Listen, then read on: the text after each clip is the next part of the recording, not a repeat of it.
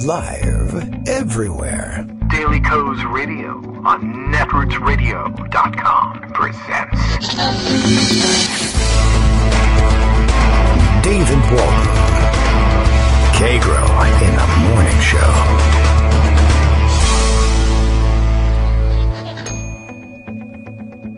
Now, here's David Waldman. Hey, how you doing, everybody? We are back. It is Wednesday, August 21st, 2019, back on the air with a live show. No more reruns, I guess, for the moment anyway, until Trump buys Virginia, I guess this is a possibility.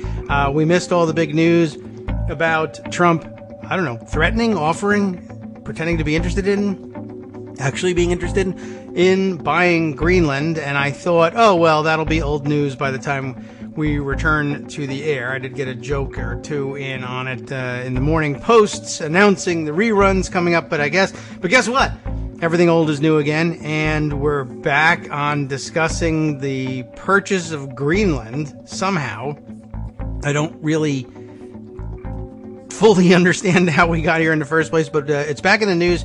Trump has allegedly canceled a visit that was allegedly scheduled to Denmark, which, as it happens, governs Greenland as an autonomous region. And apparently this is an issue of some controversy as well. Not the relationship between the two, but the fact that people know this. We'll have to get to that in a few minutes. But this is where we are.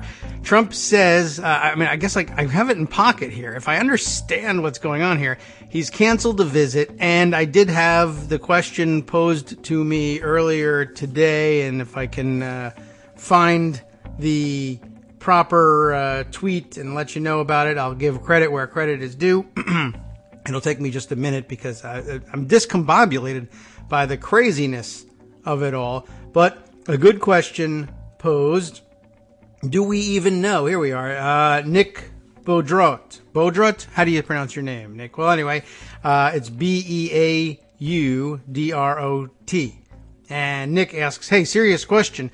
Do we know there even was a planned meeting with the Danish PM, or did Trump just make up this meeting so he could cancel it, sort of like the North Korea sanctions? It's a valid question, and I don't know the answer for sure, but it seems from the news reports that there was such a thing scheduled because the Danish are responding that they're annoyed and angry with Trump over this cancellation, which I would have thought they would have been relieved. But, there's business that has to go on between the two countries, and I guess whatever. You put up with the annoyance of Donald Trump coming. And by all accounts, by which I mean the Twitter feed of the American ambassador to Denmark, she appears to be preparing for such a visit and excited about it. So I guess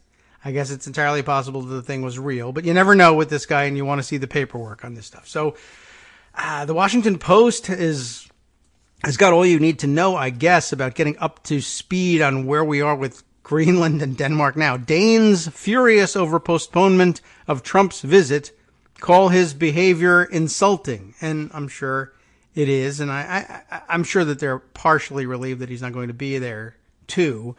Although maybe they've spent all the money they were going to spend on this nonsense. Also of interest, I guess the New York Times had an article. I haven't seen the article itself. I've just seen people taking aim once again at their stupid headline. And I haven't confirmed it for myself, but as people are discussing it and saying, yeah, they're back in the stupid headline game again.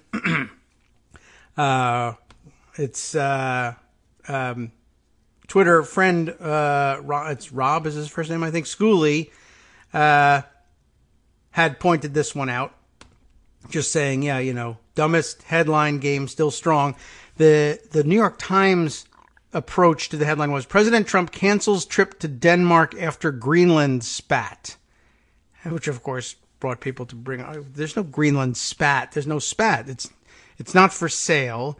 Trump may have made up out of the blue that he was interested in buying it. He may have had a real interest in buying it. I really don't know what that was all about. I mean, I guess I just don't. Although I was surprised and interested to learn that there had apparently been American interest in buying Greenland before. It's by no means an excuse for Trump's idiocy in it, but at least there's, as we often find out, there's some sort of kernel of truth underlying all these fantasies that he has. And I don't know that he saw it on Fox News or anything like that. But anyway, more to the point here is the New York Times inability to just call it out as complete fabrication on his part. There's no Greenland spat. There was never any disagreement of any kind. In order to have the disagreement over the purchase of Greenland, there would have been agreement at some point that the Danish pulled out of. You can't just say, well, I offered the Queen of England $10 for England, and she said no, and now we have a spat. It's not a spat. But anyway, the bottom line factual things that are happening here, I guess, are covered in the Washington Post article, which might not require a reading all the way through. Danes furious over postponement of Trump's visit, call his behavior insulting. I guess we should take a look at what's in his Twitter feed this morning. There's a lot of craziness happening in his Twitter feed. That might not even be the craziest, dumbest thing he's talked about this morning. But let's we'll take a look at what's going on. Here's Greg Dwork. We might as well get a handle on how things are going by answering the phone on him. There we are. There's our Skype window. It was being hidden on our main computer. Good morning, Greg. Good morning. I thought you just liked the music. Yeah, I just thought that helps me think. It helps me think. It helps me think I should be panicking. Kind of a cheery thing first thing in the morning. Ding, ding, ding. Oh, my God. Where's the button? I can't find it. Yeah, it's very helpful. Yes. I don't know. I mean, look, what else do you say about to Greenland? Remind everybody that Hans Christian Andersen, the Danish author, is the one who wrote The Emperor's New Clothes. Okay. Excellent. That's a great observation. By the way, do we like Ben Dreyfuss? Who is he again? I don't know. I think is he a journalist?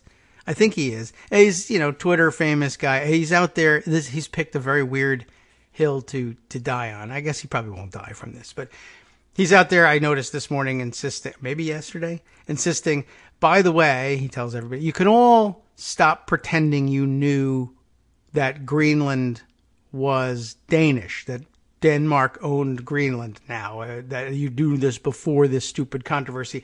It's okay to admit you don't know things. You don't have to, know everything. And people are saying to him, well, it's fairly common knowledge, actually. I mean, not everybody knows it. But hardly anybody pays any attention. So I would venture to say that most people wouldn't be able to pull that fact out, but knowledgeable that's people know. I think I'll ignore. Maybe I'll ignore Ben Dreyfuss in the future because I don't really see the point. I thought that was really weird. I didn't venture into the discussion because I thought, what an odd thing. I mean, if you didn't know that is okay. A little bit about Denmark. Yeah. And that's Ambassador Carla Sands, the U.S. ambassador to Denmark, who tweets this morning, the President of the United States values and respects Denmark and looks forward to a visit in the future to discuss the many important issues in our strong bilateral relationship. Great friends and allies like us should be able to discuss all issues openly and candidly. I read that as a bit of criticism of Denmark by the ambassador. Oh, as a criticism of Denmark. We ought to be able to discuss all issues openly and candidly. What are you doing making fun of our president? And Denmark is saying, dude, the guy has no clothes on. I guess. I mean, it's embarrassing. Well, but, I mean, we ought to be. It's fine. We can discuss things openly. I mean, it's not for sale. That was the open discussion. Professor of International Relations and National Security Advisor at the U.S. Naval War College, says it's hard to read the last sentences other than the U.S. ambassador criticizing the Danish government for not being willing to talk about selling Greenland. Okay. I mean, wonder how it would go if Xi insisted that selling Guam be part of a U.S. People's Republic of China summit.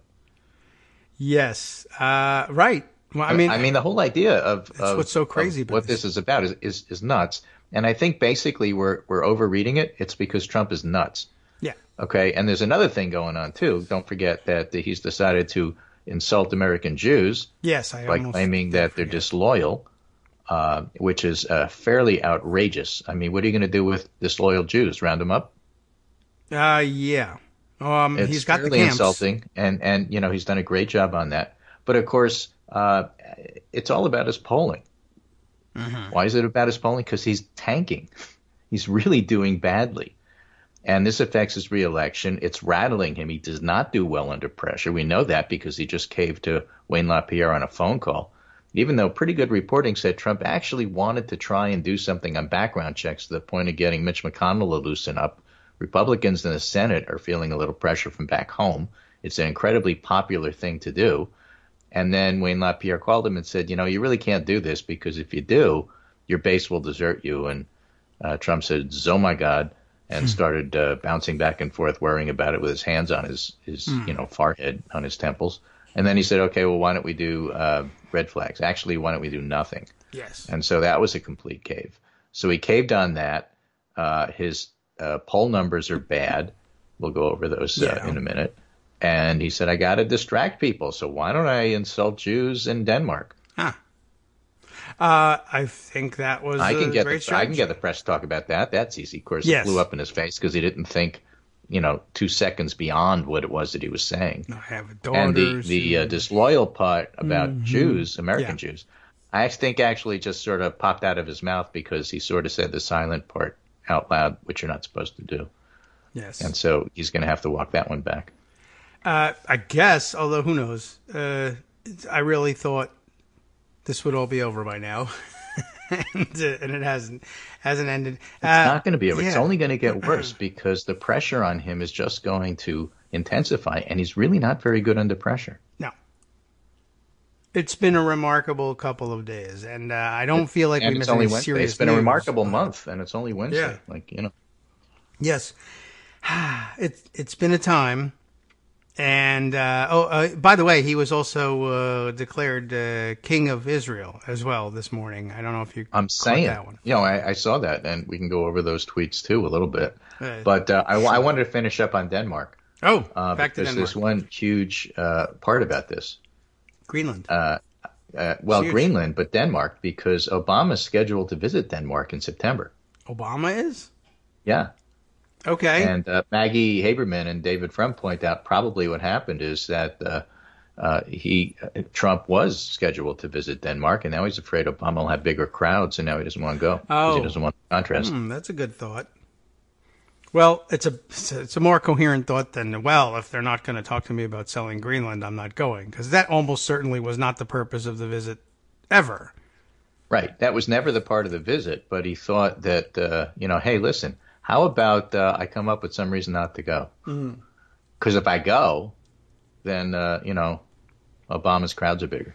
Well, Obama should simply plan to go everywhere that Trump says he's going to go. Yeah. So how does that work? But, it's a fascinating real life because he can't keep his mouth shut, profile. Yeah. Of a president who doesn't know what he's doing and then winds up looking even worse under pressure. So that's my story, and I'm sticking to it. Well, it's a good one. I like one. the Emperor's New Groove. I like Hans Christian Andersen. Mm-hmm, okay. There's some absolutely classic stories you will recall. Yes. Well, it's worked out well so far. Okay, I didn't realize he was Danish. I don't know. That part I didn't know. You could have criticized me for that, Ben Dreyfuss. Ben Dreyfuss, apparently, by the way, editorial director of This is the guy that wrote Jones. The Little Mermaid, not Ben Dreyfuss, Hans Christian Andersen. Yeah. I mean, well, he's much more famous as a writer. That's true. Yeah. Okay. Anyway. Yes. So, we got stuff to talk about. There's a whole lot that was going on. We missed Monday, of course, for reasonable reasons, but and how? There's this theory of the case political stuff that I think is really important to go over. Okay. And Lawrence O'Donnell did a little bit of this, not last night, but the night before. And you know that there's this school called Christopher Newport University. I am aware of this. Virginia University, yes. And there's the Judy Wason Center, and Rachel Bykoff is the assistant director. And she's written some model predictions about how the 2018 election was going to go, and Donald pretty Trump much nailed models. it. And it's interesting because the way that she did that is looking at 2017 in Virginia, using that as the model, and said, something really interesting happened in 2017 when the Democrats did very, very well.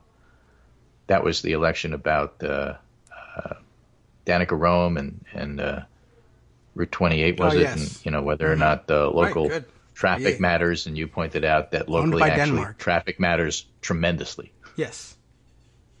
This is true, and it was a big deal. So Democrats did well.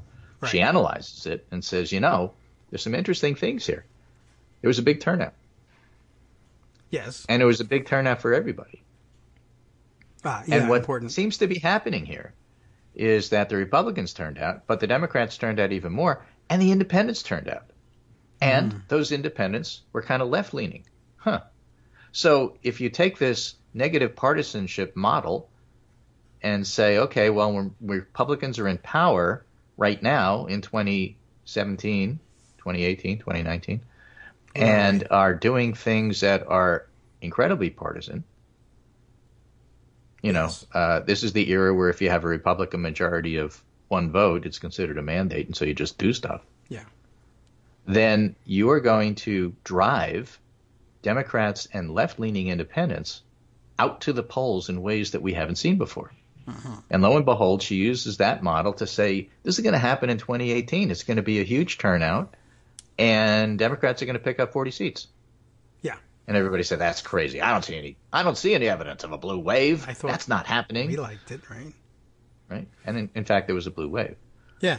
And we won 40 seats. I think she predicted 42. There may be 41 because, a reminder, North Carolina 9 is still up for election in September. Yeah, because they cheated. Right. We haven't resolved that one yet because they cheated. So she said, okay, why don't I apply that negative partisanship model for 2020? Why? And she did. I think we discussed it on the show. And she predicts that the Democrats are starting with a reasonable expectation, not a guarantee, but a reasonable expectation for 278 electoral votes. Because this negative partisanship is going to drive Minnesota, Wisconsin, Michigan, and Pennsylvania, the Midwestern and Midwestern-y states, depending upon how you think about Pennsylvania, back into the Democratic column. And then that also puts up North Carolina, Arizona, Georgia, maybe even Florida as toss-up states. Okay. Because negative partisanship is going to wind up pushing people out to the polls. Yes. And what will happen is that, sure, all the stuff that Trump does is good for his base.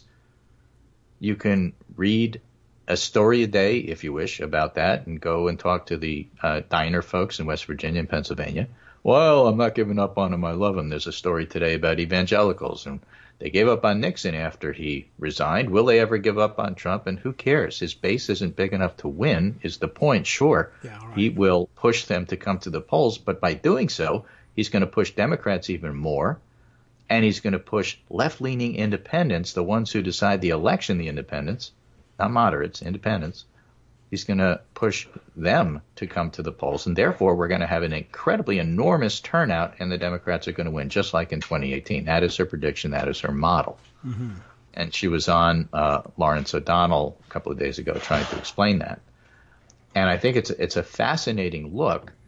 And now we have some support for that from some analysis of what happened in Colorado in 2016, once again showing that the Republican affiliation is dropping, Democratic affiliation is going up a bit, but what's really going up is independent affiliation, and the independents are not swing voters. They're not, I don't know, let me see, I'll take the best of the two and decide. They tend to lean one way, okay? And then throw on top of this something called thermostatic public response, something that's what the political science people call it. And it's basically, look, if it gets hot, you turn the heat down and make it a little cooler, turn on the air conditioning. If it's cold, you turn the heat up and you make it a little warmer. So thermostatic public response is whatever Trump says, people want to do the opposite. Whatever Obama says in popularity, people want to do the opposite. And it's something that's been happening in U.S. politics since the 60s, back to Ike.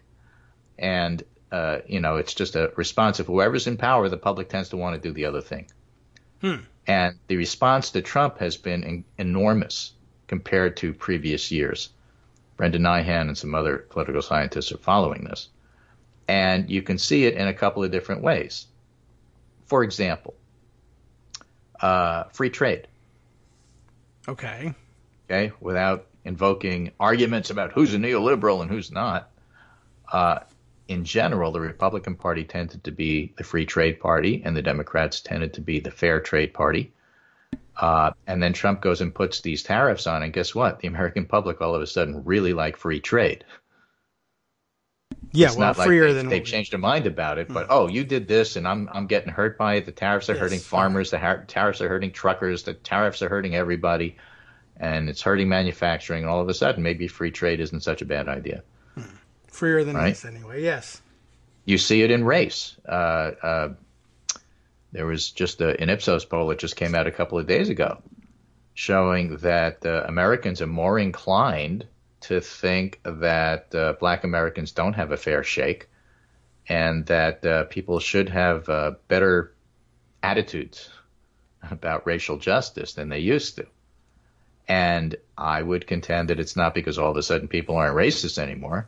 It's because Trump did this, and so everybody's saying, whoa, no, that. Okay? Yeah, okay. You see it on immigration. If you ask the question about is immigration good or bad, once Trump is in office, all of a sudden immigration is very good.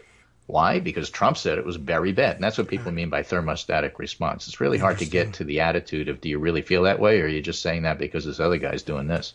And that is a correlation or a different facet of negative partisan response. Yes. And so when Bykover puts a model together and says, look, there's something to this, there's actually data to back that up. And let me just go over a little bit some of the Magellan data from Colorado. For the first time ever in a Colorado midterm, that was 2018, unaffiliated voter turnout was 893,000, Democratic 822,000, and they were higher than Republican, 803,000, and by a significant margin. For example, in 2014, Republican voter turnout was 774, Democrat was 664, and unaffiliated was 634. So Republicans led in 2014. By 2018, Republicans trailed. So that's a complete flip of what actually was going on there. And notice one thing here. We're not comparing it to 2016. The 2018 turnout was so great, and Trump is such a pain in the butt, that everybody wants to compare 2018 to 2016. Let's look for the Trump flippers. Let's look for the ones who voted for Trump in 2016 but then voted for Democrats in 2018, and maybe that'll explain why 2018 turned out the way it did. What I'm saying is that's wrong. It's a midterm. You can't compare it to 2016, which is a presidential. And maybe there were Trump 2 Democrat flippers. But what really happened is the Democrats turned out and the independents who leaned Democrat turned out, and that's how 2018 was won. So it's more appropriate to compare it to 2014, which was the last midterm. And then if you do that, you'll say, oh my gosh, look at the surge in voting that happened in 2018, which you would miss if you're otherwise comparing it to 2016. Yeah. Does that make sense? It does. What doesn't make sense is that anybody would ever, I mean, whenever you compare, for whatever reason, a midterm election turnout-wise to a presidential year, people say, are you crazy? You can't compare the two of those. They're completely different. But they're doing it because they're looking for a Trump effect. What happened to the voters in 2016 that voted for Trump compared to 2018 when the Democrats won? And I'm just saying it's a comparison that can be made, but it's fraught with difficulty if you're not keeping in mind what's going on. I think that's probably true. It's usually the sort of thing that they say, don't even try. But I guess if you're looking for a Trump effect, there aren't any other elections to look to. So that's what you're stuck with. Okay. So that's why we're comparing 2018 and 2014 in Colorado. Now, the vote enthusiasm was overwhelming among Democrats and unaffiliated compared to Republicans. Okay. Because, for example, in 2014, 68% of Republicans turned out to vote, and 71% of Republicans in 2018. You see a 3-point increase there? Mm-hmm. In Democrats, in 2014, they went from 59 to 71. That's a 12-point increase. Yeah, okay. And unaffiliated increased their percentage by 11 points. So the surge in voting wasn't from Republicans switching to Democrats. The Republicans actually went up a little bit. Yes. But the Democrats went up even more. The point I'm trying to make is, yes, it pleases his base, so what? Yeah. His base is big enough to win. Not if everybody else turns out. That is true. And it is a good point. And it's one of Rachel Bidikofer's points as well in her modeling. It seems to be pointing towards the idea that it's right. There's no such thing. There's no such, or rather, it's certainly fruitless to search around for people who can be persuaded to, oh, you did vote for Trump, but now we can persuade you to regret that vote and switch over. And that wasn't what happened in 2018. It wasn't that. That wasn't the majority swing. What happened. Yeah. I did put that question to her directly. Okay. And she said, yeah, you can find 4%. There are such people. There are such people. To say there are no such people is wrong. People get insulted. I'm one of those people. It's 4%. It's enough to make a difference in a Bush-Gore election in Florida, 4%. Yeah. But the much bigger pool are people who are being motivated.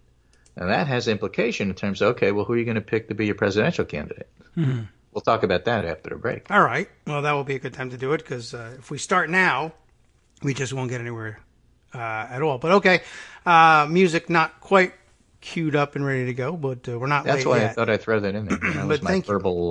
That's my verbal music. Yeah, right. And so now I'm waiting for the clock to come around to the point at which I push the button. It's almost here. As a matter of fact, there it is.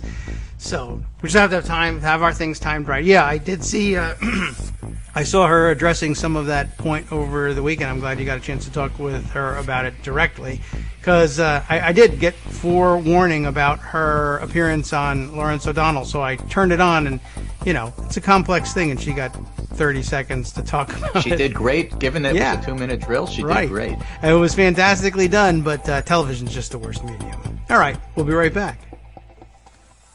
Hi, it's me, David Waldman, your host for Kagro in the Morning, with a brand new interruption to say thanks to all of you who support the show. Remember when I told you that our average monthly donation was about $7, for which you were getting 2 great hours of news and entertainment 5 days a week, and how that came out to about 70 cents an hour? That's a pretty good deal, except it's wrong. The math actually works out closer to 17 cents an hour. It is hard to beat a deal like that, and even harder to send your kids to college on. Thankfully, Patreon.com makes it easy to make that work. Patreon, Patreon.com, is the simple, secure way to make recurring monthly contributions to support our show. Just search for me or the show name on the site, and they make it easy to crowdfund the show so that the power of our numbers can keep the show going for just a few bucks a month. Once again, thanks so much for all your support.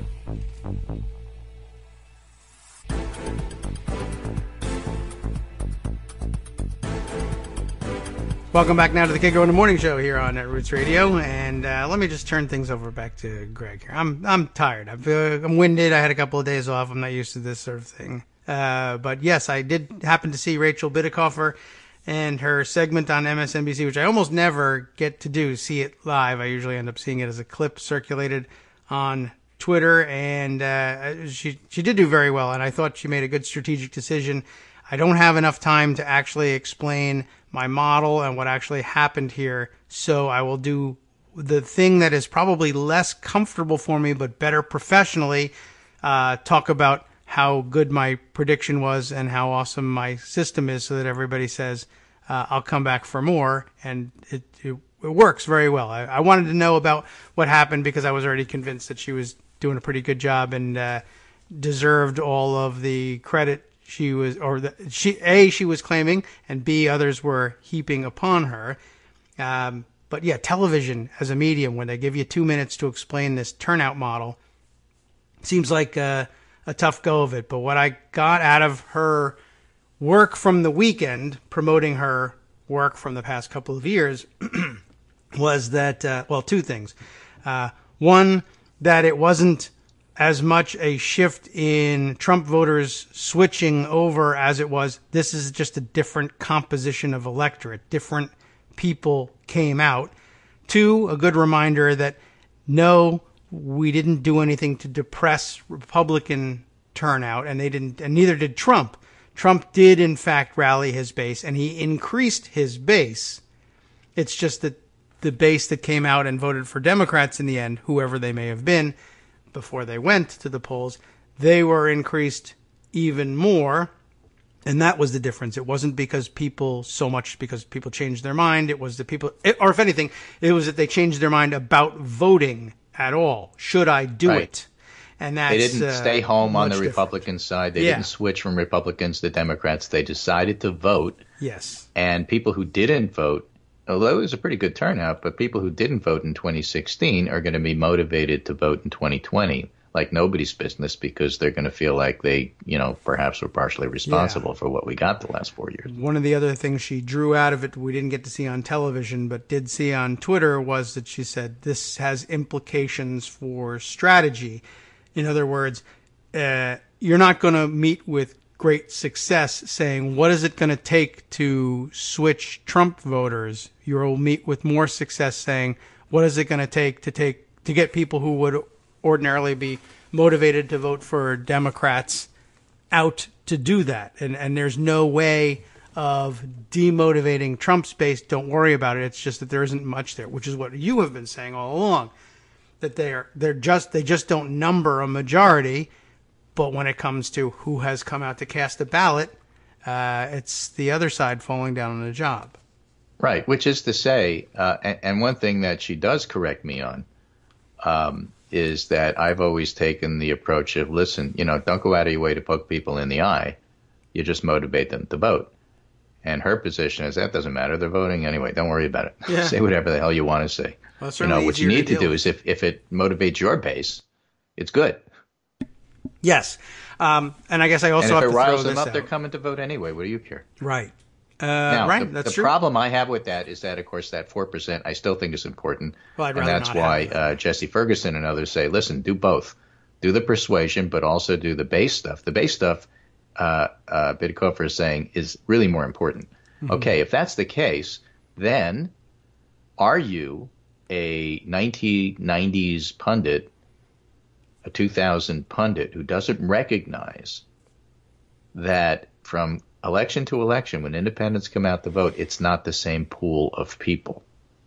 Some pundits say, okay, everything is fixed. Democrats are Democrats, Republicans are Republicans, and the independent pool is this, and therefore things that worked in 2000 will work in 2020.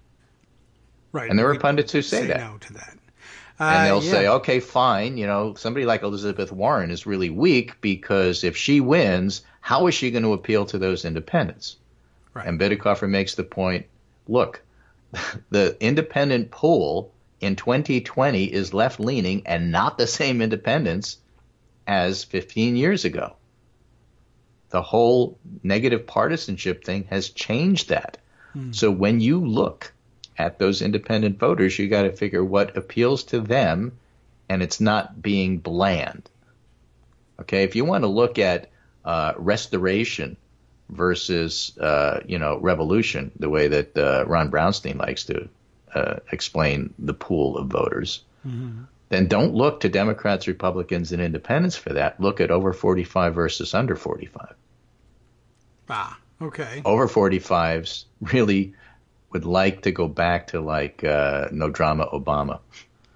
Yes. And they're getting tired of all the every single day is like 19 different stories I can't keep up. And those folks on the Democratic side would say, you know what, Joe Biden's a good fit. He's like that. Mm-hmm. And if you're under 45, you say, look, we saw what Trump is, and we're opposed to everything Trumpism, and we need to flip that.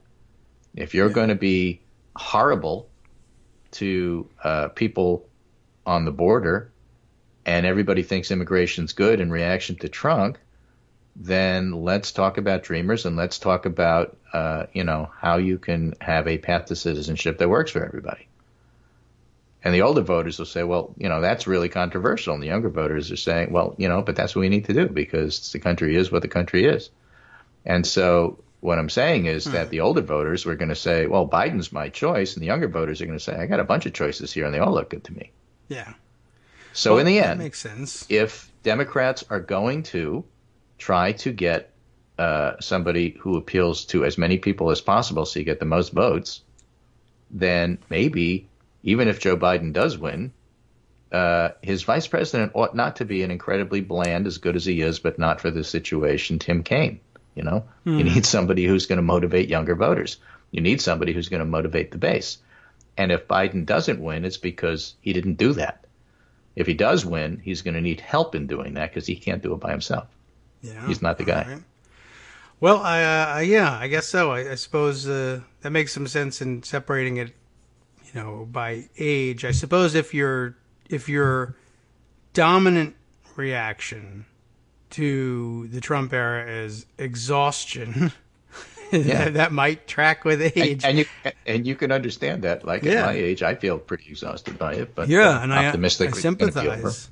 But the pile of outrages daily. I guess statistically speaking, over 45, that's going to be a cause for exhaustion, and perhaps under 45, you may find that it's more.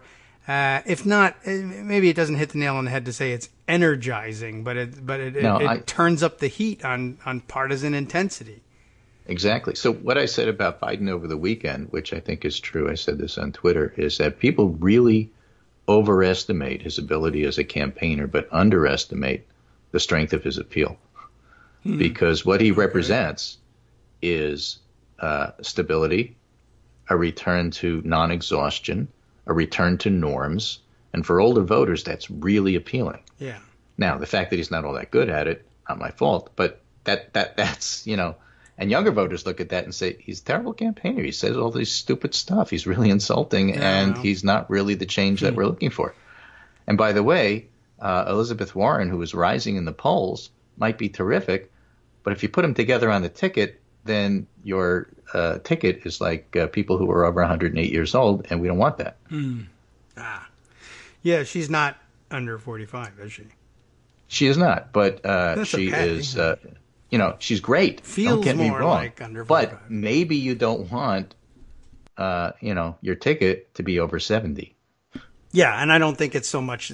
I don't mean to say that. Now, they don't get along, so I don't think that he would pick her. But I'm just saying, if she's second and he's first, and there's pressure to pick the number 2 to have a unity ticket, there's some issues there.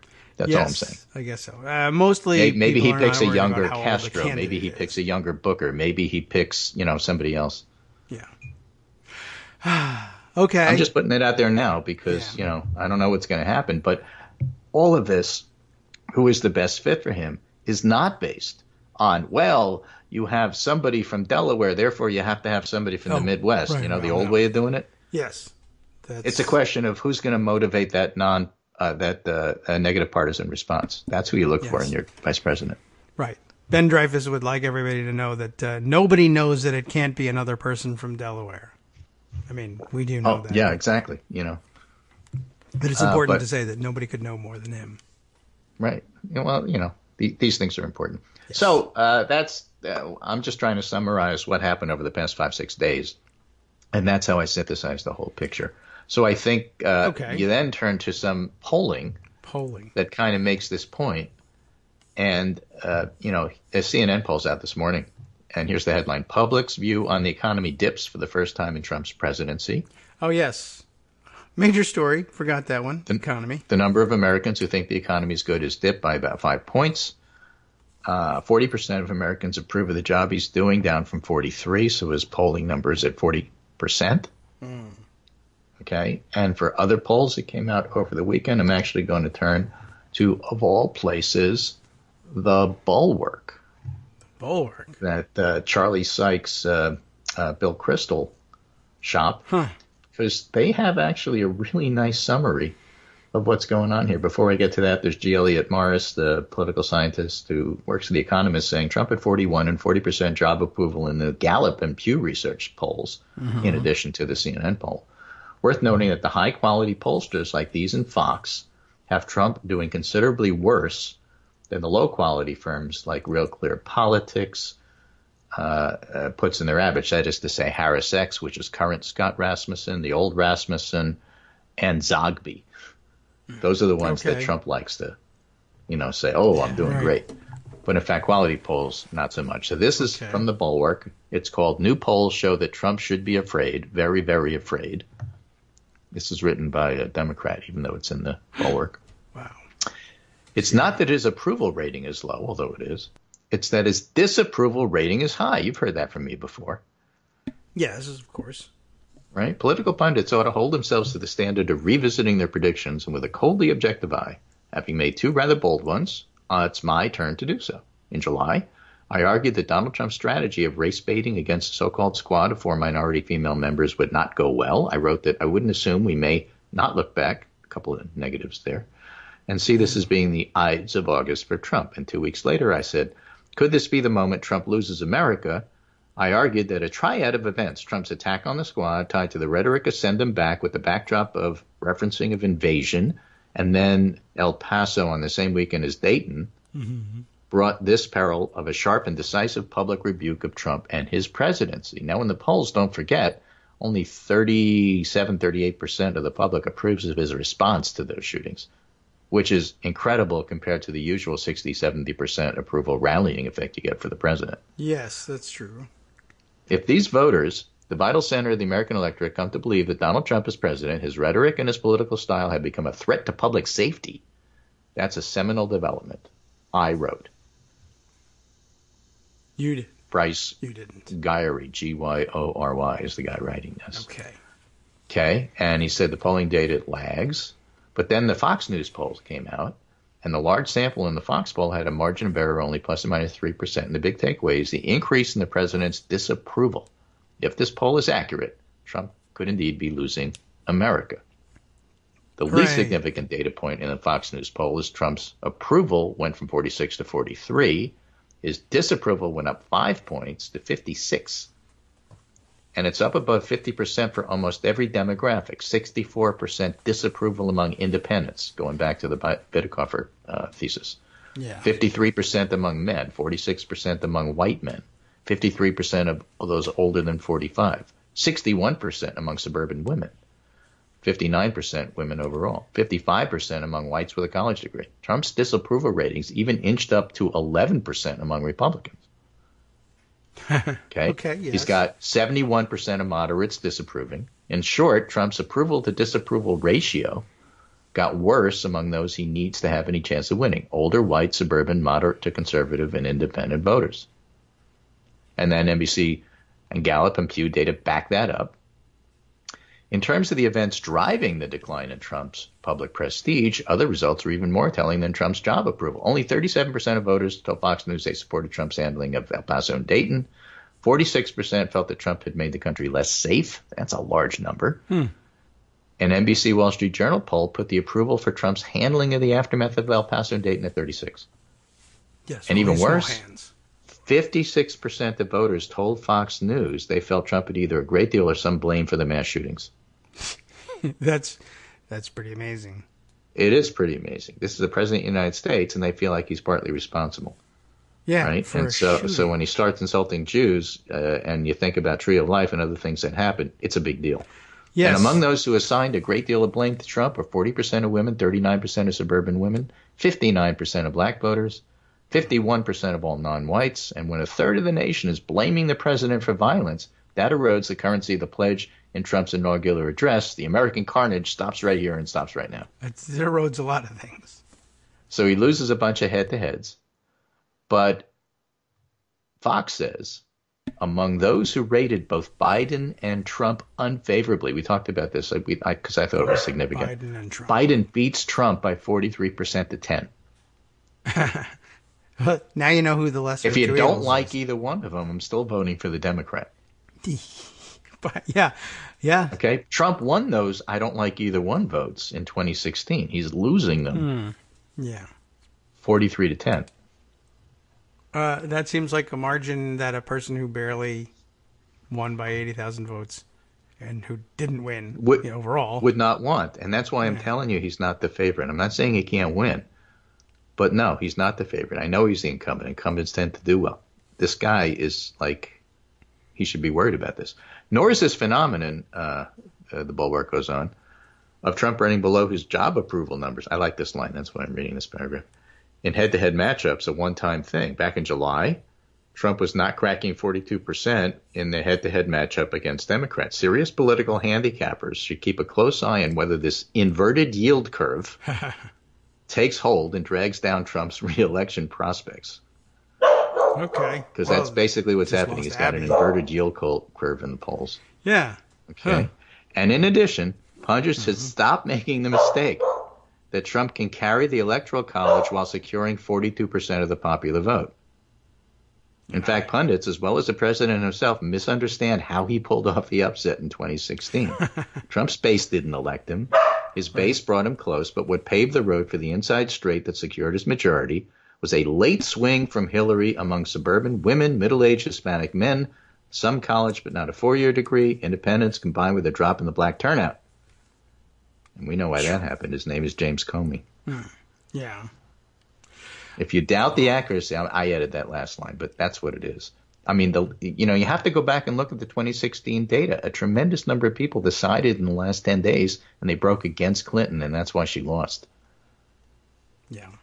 I'm claiming it's Comey, but whatever the reason, those late deciders are how that race was decided. If you doubt the accuracy of that observation, go to the crosstabs of the most recent Pew data and track Trump's disapproval.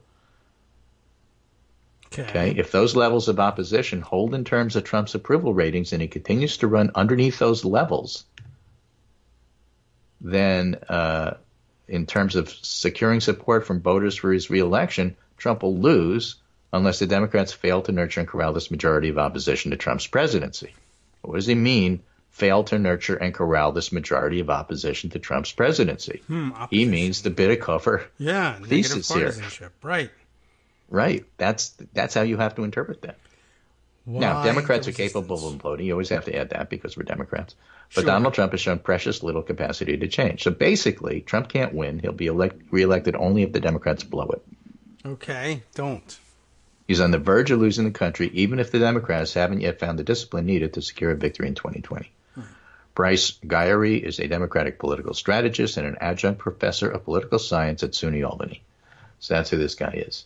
Okay. And I think it's, right on the money. And I think it's all consistent with the idea that we have to accept, even those people whose natural inclination is to be nice to everybody, that, what really matters is making sure your base shows up. And by the way, it's also important to try to persuade the 4%. Don't give up on that. You don't have to be mean if it's not in your nature. But don't worry about it. If you don't have it, just be yourself, Armando. I'll take care of that. So you can continue not being mean if that's where you're comfortable. We got people for that. By the way, what if it's pronounced Gyrie? Have we thought about that? I don't know. Then I'm fired, and I won't be on them. You could ask him how to pronounce GIF. Anyway, he'll know. Right. All right. Well, we'll keep an eye on him. And yes, I did notice that, by the way, over the weekends, one of the you had I think we were in the break. We were discussing some of the more prominent critics of Rachel Bidikofer's modeling include, a large cadre of male pundits. Yeah, Dave Wasserman and Nate Silver are not fans. Yeah, partly because she's very assertive about what she thinks. Well, she's a professor. Yeah, but it's like my model says that Trump is going to lose. Well, how can you know that without even knowing who the Democratic candidate is? Well, her model's not based on that. Yeah, that's like people who saying Alan Abramowitz has a model that says that you can figure out who's going to win or lose based on the economy. Right, there is such a model. No, nobody. That's not who the nominee is, right. And nobody says, "Oh, Abramowitz, how can you do that? You're so assertive." That is true. I mean, mine is the coin toss model. It's a model. It doesn't matter, right? If she believes in her model and she defends her model, that's what it is. It's not a matter of how can you. Yes. Well, I also noticed via Twitter, it sounded like. I guess I should say I don't know that G. Elliott Morris is a direct critic of hers, but it seemed they get along. They're both political scientists. He questions some of the assumptions in her model, but they've had a back and forth about it. But it's mostly respectful. Yeah. Okay. Well, I noticed that he had reached a different strategic recommendation as a result of his conclusions. So they had spent the weekend, Rachel saying. I should say Professor Bidikofer, because you can't. I was going to just say, okay, I'll call him. Oh, wait a minute, G. Elliott. Elliott. He goes by Elliott. Elliott. Okay. So if G. Rachel Elliott, says, that that it's a mistake to try to focus on as the top line strategy on convincing Trump voters to switch. Well, but part of his thesis, and I like him a lot, is that if you compare 2016 to 2018, there have to have been a tremendous number of Trump to Democrat switchers. And that's the point I was making before. Okay, but that's not really what you want to compare it to. You want to compare it to 2014, not 2018. You're looking at 2016 to 2018 because you're looking for Trump switchers. If you look, you'll find, but you'll miss how big the surge was on the Democratic side. That's not switchers. Yeah, that was the back and forth they were having. It also seems to obviate another observation that a lot of analysts, pundits, professional or amateurs have been making, which is that, how much time do you want to spend looking at the Trump effect when in reality we should all keep in mind that this has been a long time coming. He's a symptom, not the cause. This party has been crazy for a long time. And I would argue that the Bidikofer thesis says Trump is why you have negative partisanship. You need to concentrate on that, right? You can look and say, oh, well, Hillary said he was really bad and she lost and she should have spent more time in Wisconsin talking about the economy. That's the old thinking. And the new thinking is she didn't make it partisan enough. Okay. Yeah, I see. Now, it doesn't mean you have to give up on policy. But look, policy isn't going to win elections. Policy never wins elections. Yes. I mean, we've kind of been over. Yeah, I know. I know how and important so if that you're going is to say, no, you really have to concentrate on policy and not pick on Trump personally, because look what happened in 2016. Comey happened in 2016. Right. I feel like and if you don't acknowledge that, and if you don't accept that, then you're going to come to a bunch of wrong conclusions about how Clinton lost because she didn't go to Wisconsin. Yeah.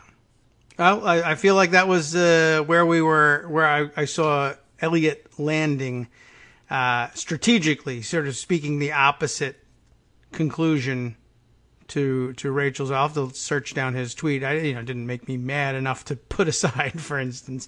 But I said, oh, okay, that's going to cause some concern. But again, if there are reasons to look for switchers, and there are reasons to go after that 4%. She puts it at 4%. That's her number. Okay. I would put it at closer to 6 to 8%. Well. And I think that there are people who are sort of embarrassed they voted for Trump who may well be looking for something else. And you know what? If they stay home, you get a half a vote that way. If you switch to our people, you get a full vote. Now, let me throw one more thing into the mix because I think that's important, because what she points out is the one thing that could change the model is if there's a strong third party. She has data to suggest that for every Trump voter who went third party in 2016, there were 5 Democratic voters. Okay. All right. And that was a survey that she did separately. And that means that third parties have a greater risk for Democrats than they do for Republicans, unless you're going to run a anti-gay evangelical as your third-party person. Okay. Who would attract from the Trump base, who are basically white evangelicals. Yeah. Right? So you don't want to have a third party in the mix. And so who are the threatened third-party people? Well, you don't have to worry about Howard Schultz. That's not going to attract a whole lot of attention. He's really not a very interesting character anymore. But let me just throw this out there. This is a thought experiment. I'm not saying this is going to happen, but I just want to give you an idea of the impact. Okay. What if Jason, what's his name, Amash? Justin, yeah. Is it Justin Amash is your third party. I think so. What if?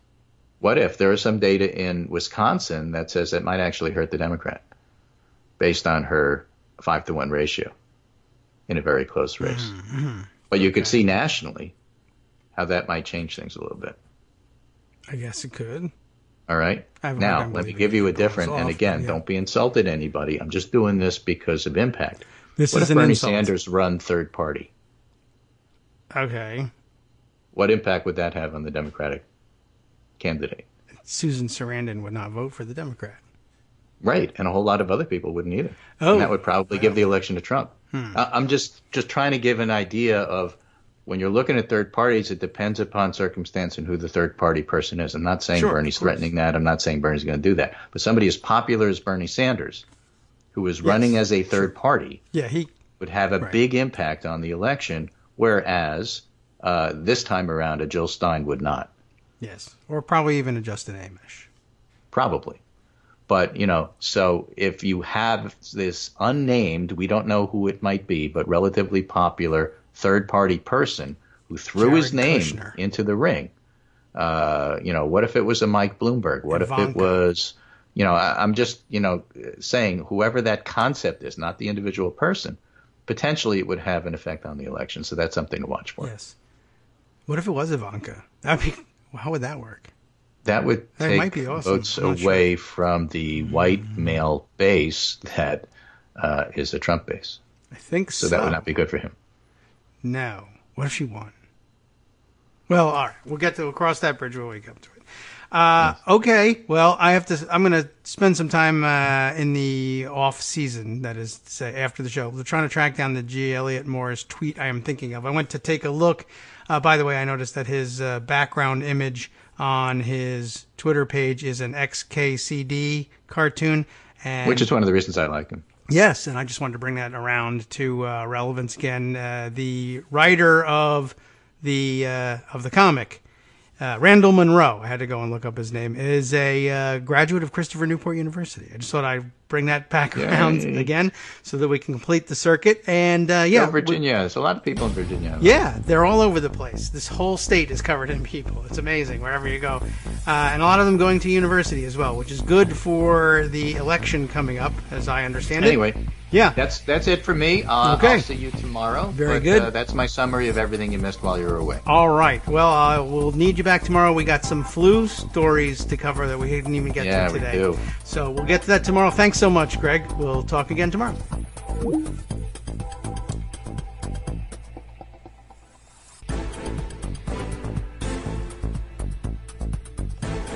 Welcome back now to the Kagro in the Morning Show here on Netroots Radio. Just that 1 minute break there, catch our breath. By the way, I'm not seeing confirmation of the fact on his Wikipedia page, but I'm just able to only skim this during the 1 minute that I've got. So you won't find proof of it there, but you might find it in some of the linked articles. I am only aware of this fact that Randall Munroe is a Christopher Newport University graduate by virtue of the fact that I have seen his 2014 book, seen but not read, the 2014 book, What If, which it looks like fun. It's sitting here. I haven't read it, but it says it's actually based on his blog of the same name, which I was unaware of, that answers unusual science questions from readers in a lighthearted way that is scientifically grounded. And I don't know if I have, it's not handy here, but it looks like fun. The book jacket poses some of those questions, I don't know, the sorts of questions. This isn't, I don't think, one of them, but the sorts of questions of what would be, let's say, the gravitational or the effect on Earth's orbit if everybody in the world gathered together as closely together as possible and jumped up and down at the same time, that sort of thing. Book full of questions and answers like that. And it's the book jacket that makes the claim that he is a graduate of Christopher Newport University. And I don't see it here in his Wikipedia page, which is incredible because usually almost everything that can possibly be included on such a page would be included here. But it may just be that I'm missing it in my quick skim of the page. Anyway, it proves nothing, of course, all by itself. I'm sure he graduated well before Rachel Bidikofer landed at Christopher Newport University, and even if that had not been the case, it would not mean anything in terms of where G. Elliott Morris and his analysis came down. I just thought it was interesting and a way to tie things back together before closing out our segment with Greg. So, yeah, we'll have to have him on tomorrow to discuss the flu angle of the immigration story. I'll just make mention of it so that you know that we're aware of it, and you'll all tune in tomorrow to hear Greg talking about it. But yeah, over the last day or so, the announcement coming out of the Trump administration, such as it is, that they will not be administering flu shots to the detainees at the at the concentration camps where they're keeping them down at the border. So that, of course, would be extraordinarily dangerous for a number of reasons and is extraordinarily cruel and spiteful, but I'll save the story and all of its fuller implications for Greg's analysis tomorrow. Just know that we know that they have said that, and that they are, once again, horrible people as a result of having said it. Okay, we're looking forward to a visit from Joan McCarter in a few minutes as well, so, no telling where that discussion is going to go. Other stories worth some discussion and some, here's one that I can hold on to for when Joan gets here, but in the most easily predictable, maybe, sort of story that I have seen in the last day or so, Miami Herald out with yet more reporting on the Jeffrey Epstein situation, which is amazing because he's dead. But this is a story from David Ovalle. I'm guessing at the pronunciation Ovalle, Ovalle, who I don't think we've seen his name before, and I don't know whether he's new to the story or what.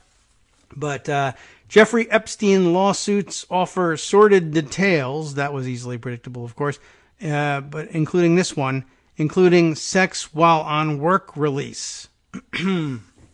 Well, I think we all kind of saw that one coming. Just to give you the... look at this. Why is this up here? Okay, I see. They've illustrated this...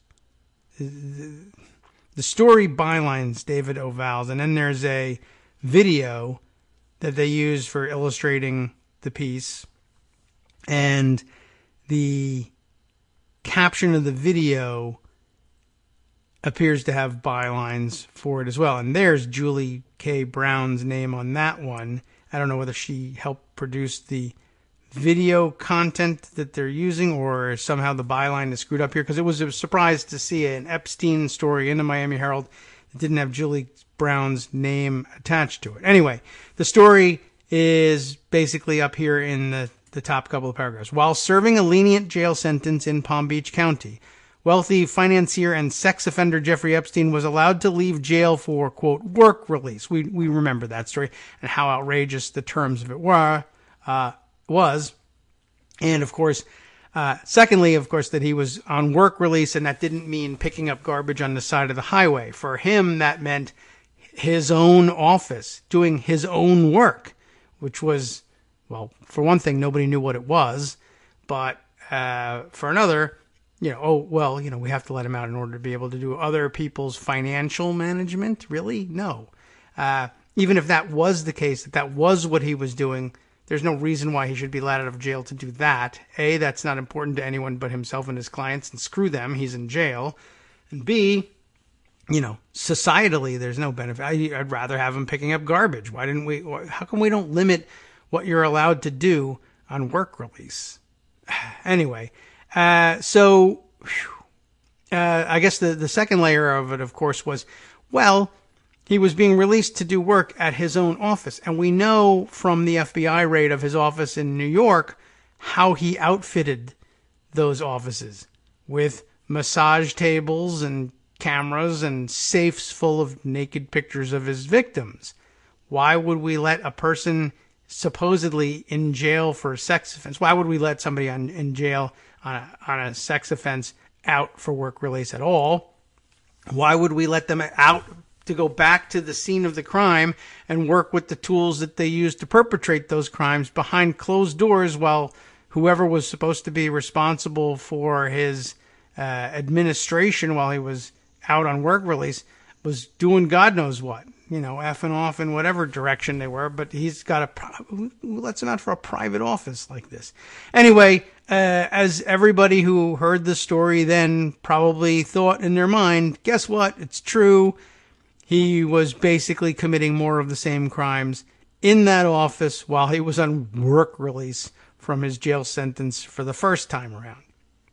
So, Here's the story again, right? So he's allowed to leave for work release at an office at his own organization, the Florida Science Foundation. That's the office he claimed to be going to, and he's not a scientist, so why let him out for work release for a science foundation? Well, at least that would have presumably some societal interest. He could be promoting science, but of course he was promoting something dumb. But anyway, at the foundation, according to a newly filed lawsuit, Epstein and his web of associates, who are still out there and running around, by the way, uncharged with anything, repeatedly arranged for sex with at least 2 girls, including one he met when she was 17, which is, I think, relatively old for him.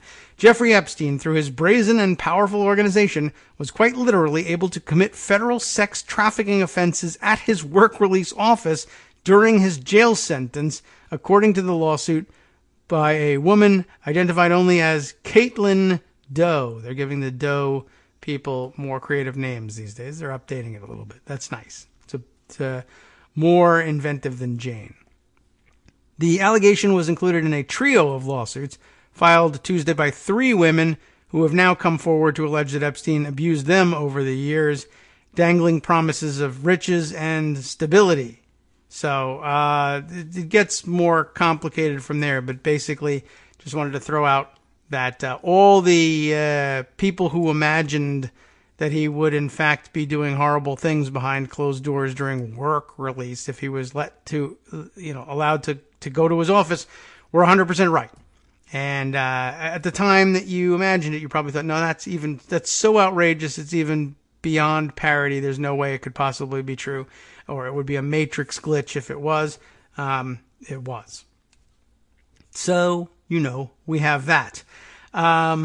Another story, I'll save this one for another day, unless perhaps it's something that Joan wants to talk about a little bit. I have to catch up on. I missed the development of the Epic Times story, although I feel like we've called their name before and that we've mentioned that there was always something weird about them. That was not our conclusion. It was someone else's. But apparently that story has exploded again over the weekend, and I want to catch up on that one. If that's something that Joan is versed in, and certainly you're welcome to comment on that one. Other news that she probably would rather not bother spending that much time with. Huffington Post, or now HuffPost, had a story, SV Date, on his Trump is a liar about his personal business beat. Trump inflating Scottish golf resorts value by $165 million. Wow. Per UK filings. The president told British authorities, I guess when it was up to them to tax his properties in the UK, he told British authorities the properties are a combined $65 million in the red. His U.S. disclosures, where he does have to pay taxes on his general income, his U.S. disclosures say they're worth at least $100 million. So, okay, that's where the $165 million swing comes. In the UK, he claims the golf clubs he owns there are underwater by $65 million. In the U.S., he says they're worth $100 million. It's a $165 million net difference. President Donald Trump, allegedly president, has filed financial disclosure statements that appear to misstate the value and profitability of his Scotland golf courses by $165 million, possibly violating federal laws that are punishable by jail time. But you know how they say about sitting presidents, right? Trump claimed in his 2018 U.S. filing that his Turnberry and Aberdeen resorts were each worth more than $50 million. For that same period, he filed balance sheets with the United Kingdom government showing that their combined debt exceeded their assets by 47.9 million British pounds, the equivalent of $64.8 million at the exchange rate on December 31st, 2017, the date of the last UK filing available. So, okay, they rounded that up to $65 million. His 2018 public financial disclosure filed with the U.S. Office of Government Ethics also claims those 2 resorts earned him income of $23.8 million. His filings with the UK Companies House in Edinburgh for that period showed the resorts had actually lost £4.6 million, equal to about $6.3 million. Why the discrepancy, one wonders. His U.S. disclosure statement also fails to mention $199.5 million in loans Trump has made to those resorts. $54.9 million from him personally to Trump International. That would be the course in Aberdeenshire. And 144, I hope I got that right. In Aberdeen is basically, but everything's a shire there. $144.6 million from his trust to Trump Turnberry in, is it Ayrshire? Ayr, how do you pronounce that in the local tongue? Which would, of course, be English. But okay. Knowingly providing false or incomplete information on that form is a violation of the Ethics in Government Act, as if that were a real law, punishable by up to a year in jail, unless you're a sitting president, of course. Signing the form attesting to the untrue information constitutes making a false statement, which is punishable by up to 5 years in prison. The numbers don't appear to add up, said Virginia Cantor, a ethics law expert with Citizens for Responsibility and Ethics in Washington. You remember CREW. She added, though, that OGE regulations give filers a fair amount of latitude in determining asset value. That said, it's not at all clear after reviewing the UK balance sheet for Aberdeen how they came to $50 million. I think it raises legitimate questions.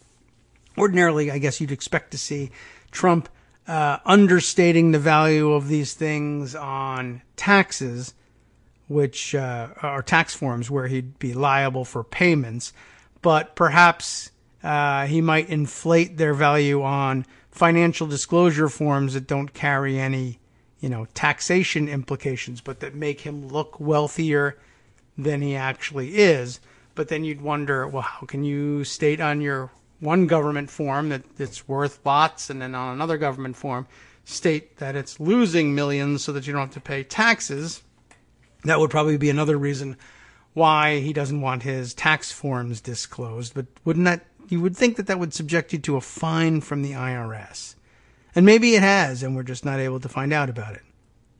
Anyway, the White House declined to comment on the discrepancies between the U.S. and UK filings. Sherry Dillon, remember that ridiculous clown? That's Trump's outside lawyer who handles his financial disclosures, did not respond to HuffPost queries. Early Tuesday evening, after this article was published and days after HuffPost first sought comment, the Trump Organization, his family business that operates the resorts, responded through Chief Legal Officer Alan Garton, remember him? Who said the two sets of statements are filed under different accounting and legal standards. I mean, is it profitable or not? I mean, really, there's not too many different accounting standards for the question of, did it make any money at all? Did it lose several $1 million? Or did it net several $1 million? I mean, a different accounting systems can account for a little bit of difference, but come on.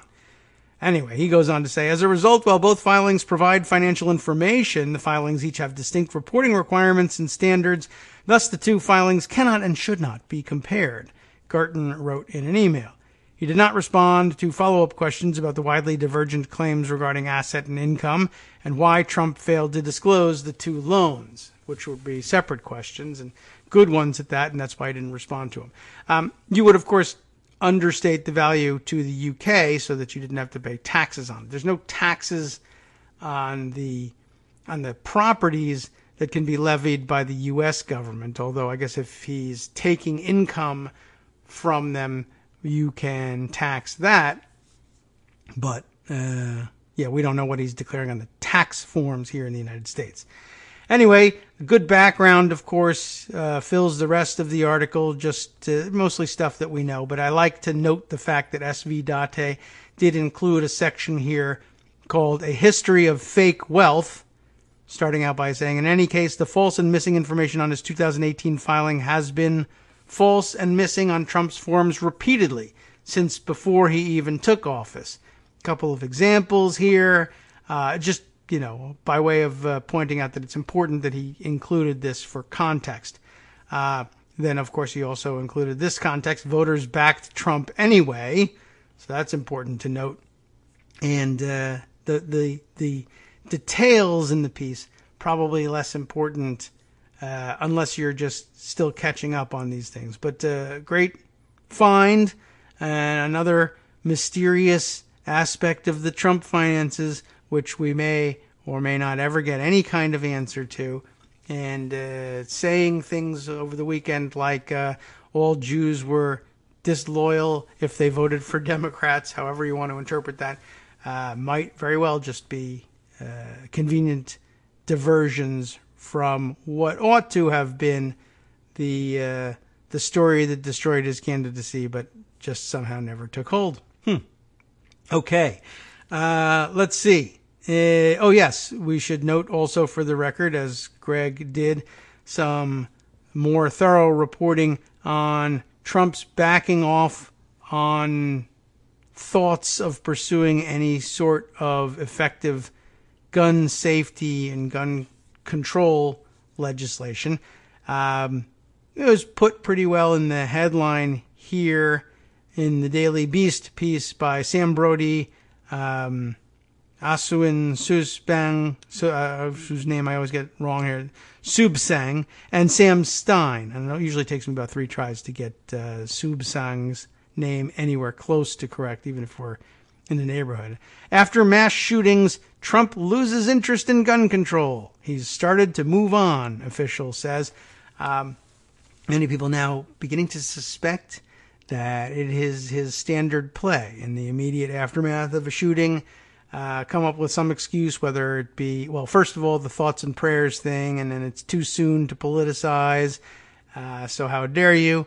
And then a bit of the diversion on the mental health story, but we can all agree that should be, background checks, because they're uniformly popular across the board, and he throws that out there, and everybody says, yes, this is the one that's finally going to change the tide. And then you wait a few days and other things happen, and he says he wants to buy Greenland, and he says all Jews are terrible or what have you, and then all of a sudden nobody's got their eye on the ball with the shooting anymore. Although I guess at any time, I don't know how long that play continues to work without modification. I think it can work with further modification. Not that I want to advise them to do that, but I guess the pace of the shootings is picking up enough that if we had been unlucky enough to log another one over the weekend while he was trying to distract us with Greenland and anti-Semitism, it might have blown his plan up. But instead, all we got was a series of arrests of people planning to or threatening to perpetrate such shootings.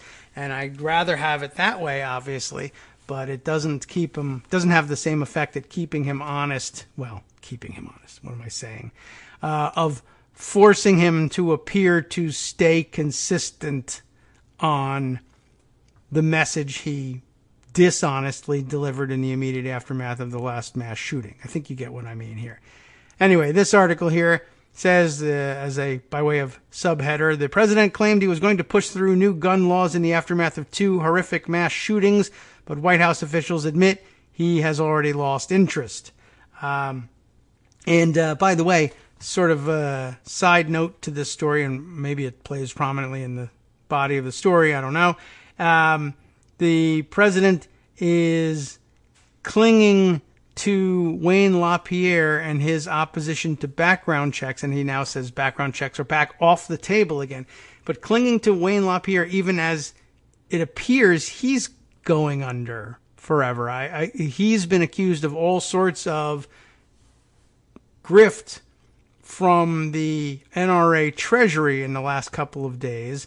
We haven't really had a chance to discuss the depths of his personal depravity in the last few days, but it has caused, apparently, I guess what would now have to be termed a mass resignation from the board of the NRA. I think they are up to 7 members of the NRA board, and I don't know how many they have ultimately, who have resigned over these allegations, or in protest of, I guess, these allegations. It's not that they're accused, although that may yet happen, of skimming off the NRA treasuries themselves, but they are allegedly protesting the continuance of LaPierre's association with the NRA, given that he's been stealing their money and living high on the hog from it for a long time. You know how they're doing the sorts of things, for instance, living the sort of lifestyle that they ordinarily critique as elite or elitist when they are angry about gun grabbers. All right, let me take a look at this piece here, and maybe we'll get a few minutes of it in before the break, and then we'll probably be looking to hear from Joan at that point.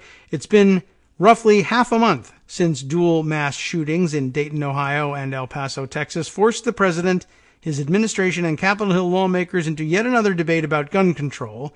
And in those short weeks, Donald Trump has already started to pump the brakes on his support for background checks legislation, the likes of which he said we've never had before, which I guess should have been the tip-off that there was no substance whatsoever behind it. It's one of his verbal crutches and a tell that he doesn't know what's going on. He's started to move on, a White House official conceded, adding that they haven't heard the president discussing the topic in recent days with the same urgency or frequency that punctuated the immediate aftermath of the high-profile shootings. If it were up to the president, he'd do background checks today, but that's not how it works, and he loses patience quickly. Quickly, there's something that looks like they added to the quote there. It's in brackets. So far this month, President Trump has posted 4 tweets directly addressing the need for more robust background checks for gun purchases. One fewer, than he's posted about Diamond and Silk, the Trump-loving, self-described video vloggers who make regular appearances on Fox News and Fox Business. That Trump's attention span drifted elsewhere before Congress could even reconvene to debate gun control reform was hardly a surprise. The president has promised to tackle background checks before, only to drop the idea once the mass shooting that precipitated his apparent interest faded from the news cycle. 2 sources close to the president each said that they had spoken to Trump in the past week, and neither recalled him saying anything about seriously pushing expanding background checks. But for officials on the Hill, Trump's latest backtrack still serves as a notable illustration of just how quickly he can paralyze the legislative process, even on issues with wide public support. There is nothing happening.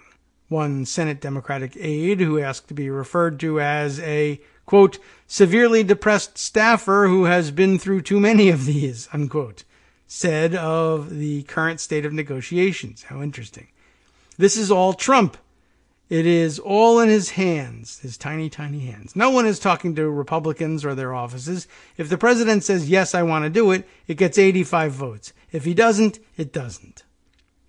So far, the president has not said he wants to, quote, do it, and he didn't, at least not meaning background checks. Anyway, there have been no conversations with Senator Joe Manchin, the chief Democratic co-sponsor of the most bipartisan piece of background check legislation, since the two talked early last week. Or actually, did they talk? Because I know that for a while it was Ivanka claiming that she had called him while he was on vacation in Hawaii. And I had my questions about whether that was actually the case. It's, of course, possible that both of them have spoken to Manchin, but I really doubt it. I think it was a weird story, and I bet if you decided to run that one down, almost certainly it would come out the case that one of the two of them is lying about it, and it might even be Ivanka who did it. Anyway, White House staff have not had substantive follow-up conversations with Senate staff since they convened to discuss the Manchin and Pat Toomey legislation, aides say, and a senior Democratic House aide confirmed that there was not much movement on their end of the Capitol either. Donald Trump's position on all this when he's interviewed shouting over helicopter noise is that the Congress is working hard on it and they're going to report to me on what they want to do. And then so it really displays, of course, as usual, no knowledge of the dynamics of how these things work, but it is also describing the opposite dynamic that his aides are telling people is supposed to be happening. Senate Majority Leader Mitch McConnell, as you know, said in a radio interview on August 8th that he had talked with the president and was anxious to work with him to get an outcome on guns.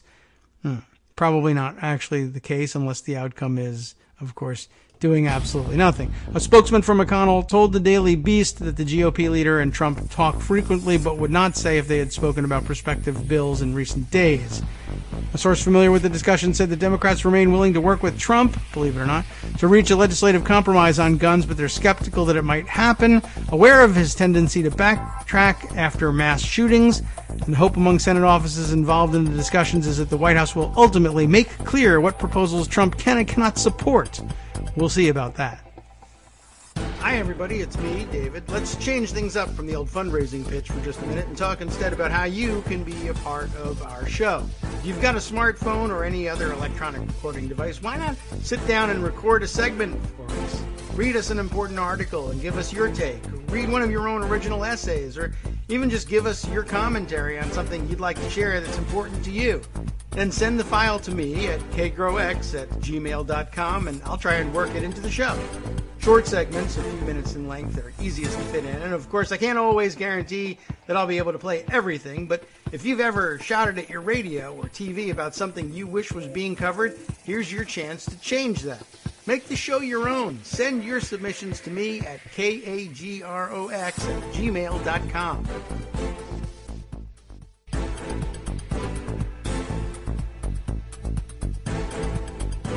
Welcome back now to the Kagro in the Morning Show here on Netroots Radio, and Joan McCarter is back with us. It's been a while, Joan. Hi, how you doing? I am doing fine. Okay, yeah, I understand. Actually, I'm not. Oh, but, you know. Oh, that was. Who is? I'm fine. I'm terrible. Oh my God. Yeah. This has been the singularly worst week, I think. Just unrelenting sanity. Just insanity. Well, that's true. You were looking forward to the Greenland purchase, and you're disappointed now? Yes. Yeah. So disappointed. It really would. I would like to go to Greenland, although I think I might like to less if we had bought it somehow.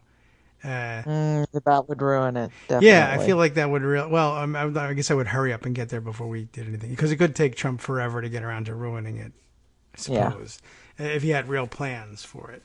It has golf courses, you know.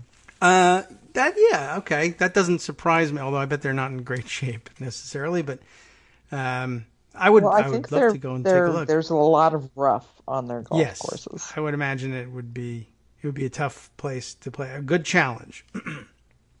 And you get snowmobiles rather than carts, or I guess probably not. If it was snowed over, you wouldn't be able to play. But very limited season. I have no idea. Oh, me neither. But it looks nice. It's I got a good look at Greenland out the airplane window on my way to Iceland. Yes, very wild and rugged, and all the things you would like to see. And I would love to get there at some point. Hopefully, without ruining it for the rest of us. And not as ambassador, or maybe as ambassador, but not as a governor, let's say, or if we have to go and take over the government there. Anyway, that was, as it turns out, not even the craziest thing that happened during the week. Many other crazy things happened as well. Congress still out of session, but they might be, I don't know whether they're glad they're not there or they're regretting it. Maybe we should come back and take over. Yeah? Yeah.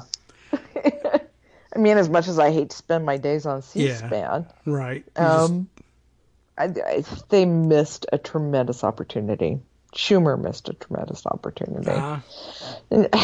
Very few of his senators actually had to be out and away from Washington. Mm-hmm. The handful that are running for president and a couple more who have re-election bids. Yeah. And even then, it's arguable that the year before the election, they really need to be home. Yeah. They needed to be in D.C. the day after El Paso and Dayton, standing in front of the Capitol, raising hell, saying, get back here and vote on gun legislation.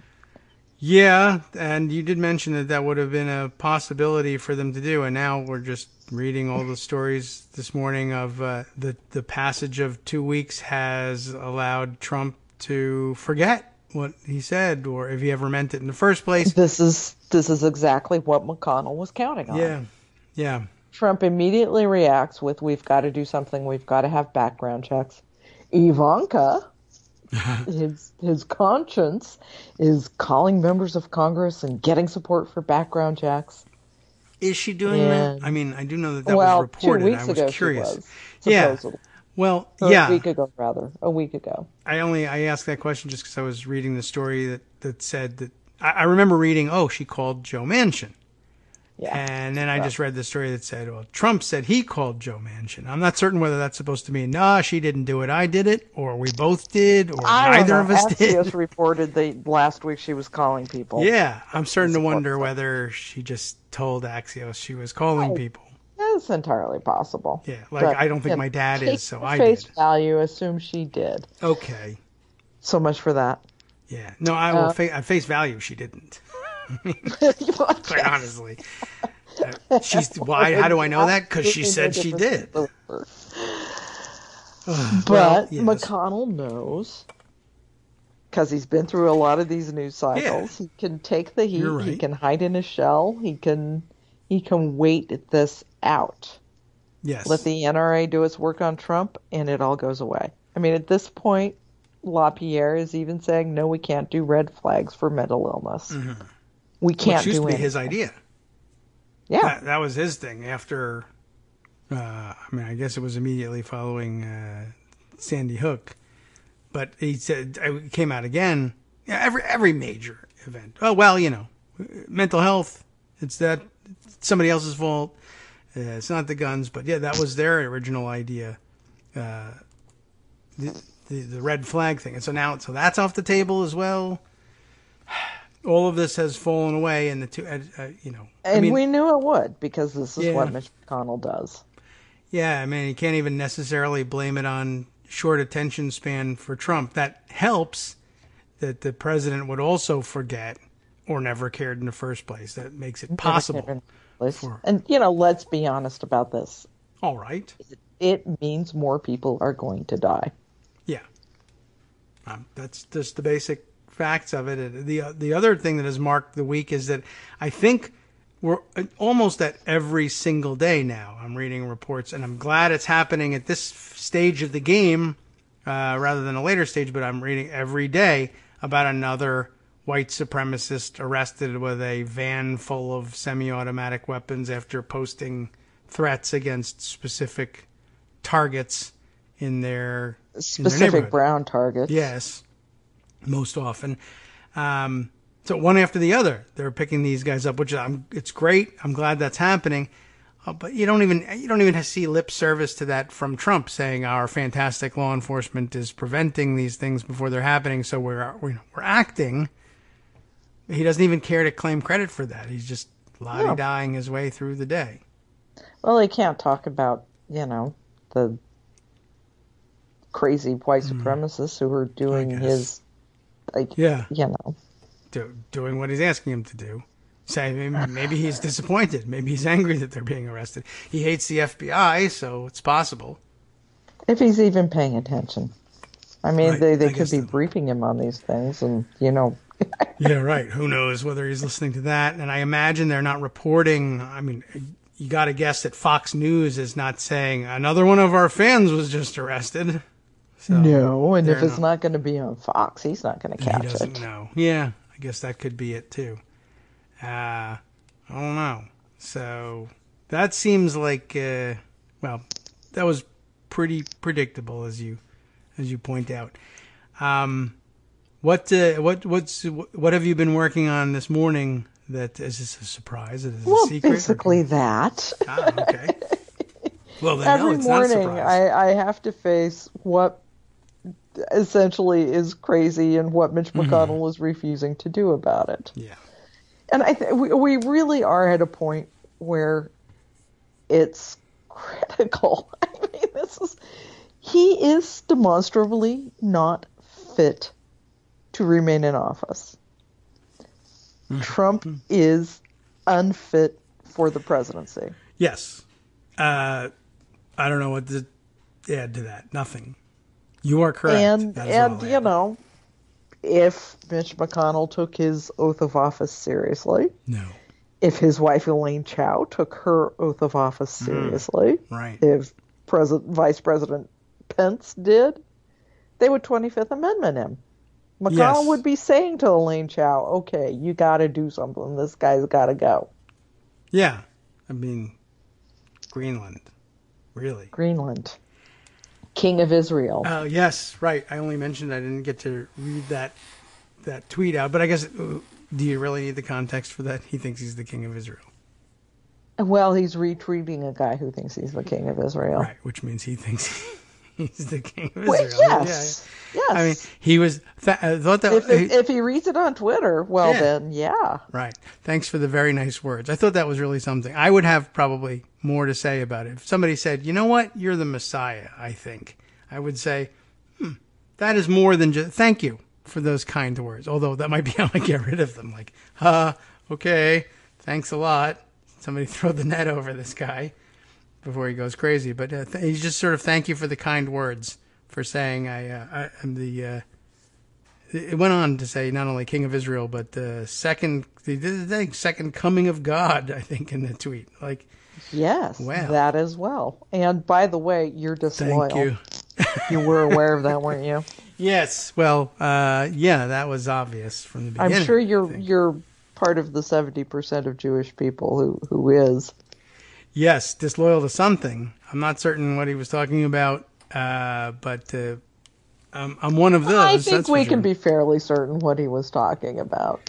I guess so. Yeah. So lots of discussion of that as well. It's going to be I don't know. Maybe they don't make it difficult. They must not make it difficult for Jared and Ivanka when they go to their synagogue. But Yom Kippur should be rough this year. But I'm sure they coddle them pretty good, or there's nobody allowed around them possibly when they go. Do they actually go, or do they pretend to go? That is an open question. Has anybody actually seen them in a service? I doubt that. I mean, I'm sure that you're not allowed to, photograph them there and then prove it.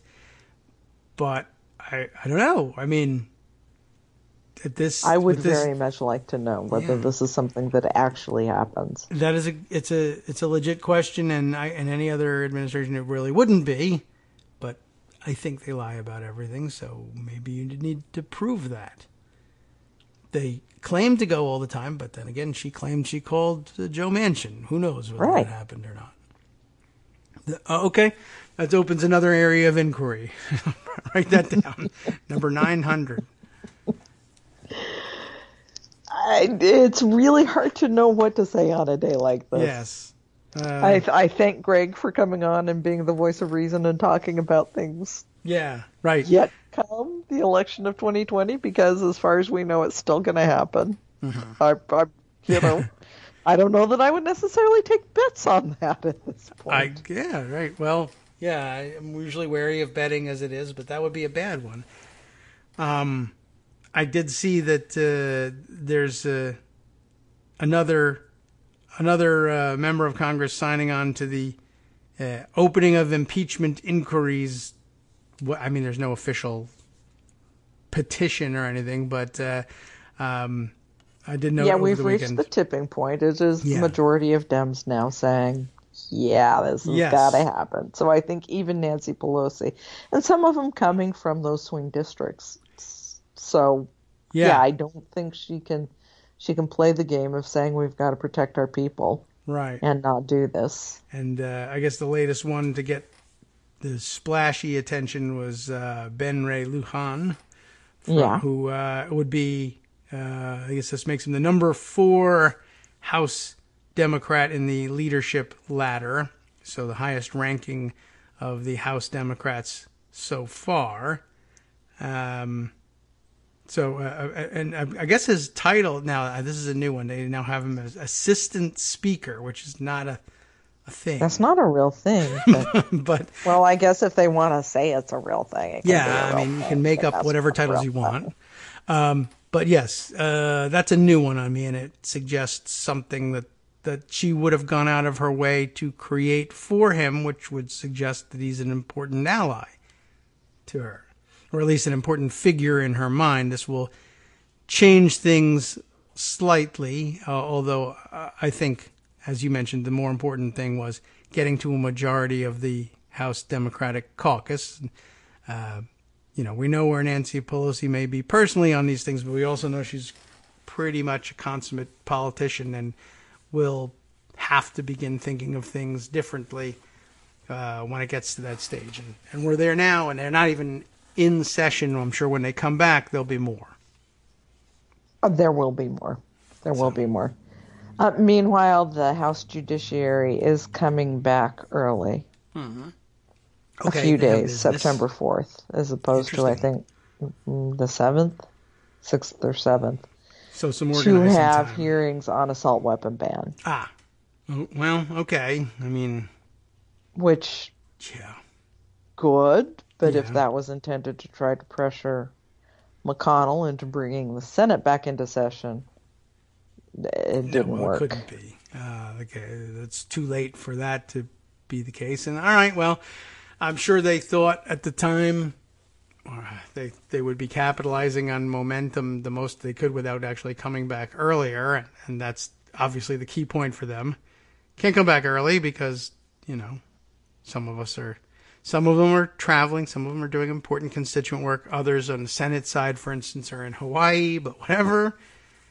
It still was. I can't get over how big of an opportunity they missed. Mm-hmm. But there'll be another shooting soon. So yes, don't have to wait long. It just is so cynical and so distressing and depressing how both sides, and I'm good at both sides now. Okay. Allow this to happen. Yeah. And I know that the Democrats' hands are tied. I know that Mitch McConnell is the bottleneck of absolutely everything. But to not absolutely maximize pressure against him. Yeah.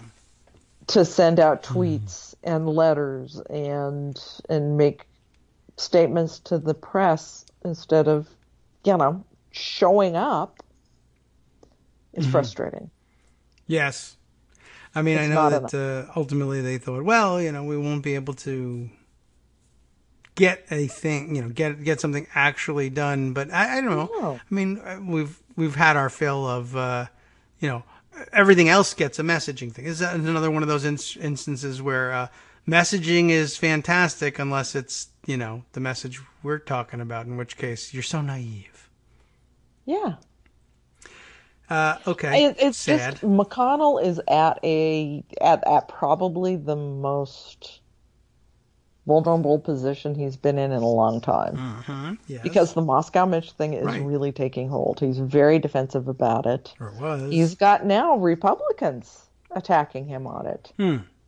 Have you seen Bill Kristol's group, Republicans for the Rule of Law? They've created a bunch of ads. Okay. A 60-second ad, a full minute ad against Mitch McConnell on election protection. Mm-hmm. And they're also in the home states of Rubio, in Florida, in South Carolina against Lindsey Graham, in Missouri against Roy Blunt. They're running ads saying, hey, pressure him. Make him bring up election security. It's a pretty good ad, actually, that they're running against McConnell. They go through his blocking of the two bills and then his irate stand on the Senate floor talking about how nobody's been tougher on Putin than him. Okay. And then into all of Trump's statements about, hey, fine.